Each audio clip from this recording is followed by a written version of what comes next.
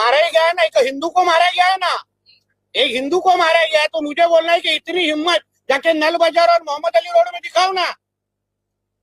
वो जो दाढ़ी वाली और गोल टोपी वाले क्या मराठी में बात करते क्या? शुद्ध मराठी में बात करते क्या? उधर जाने की, उनको कान के नीचे बजाने की हिम्मत नहीं है। जावेद अख्तर क्या मराठी में बात करता है क्या? आमिर खान क्या मराठी में गाता है क्या? उधर उसके मुंह से मराठी निकालने की हिम्मत नहीं है। ये गरीब हिंदू को क्यों मारने की हिम्मत कर रहे हो? ये सरकार हिंदू ने बिठाई है, हिंदुत्व विचार की सरकार है। इसलिए इस तरह की कोई भी अगर कोई हिम्मत करेगा तो हमारी सरकार भी तीसरी आंख खोलेगी, इतना मैं कहना चाहता हूँ। हिंदू राष्ट्रामध्ये हिंदूंना फूट पडण्यासारखी आहे। आमच्या देशाला इस्लाम राष्ट्र बनवण्याचे षडयंत्र आहे।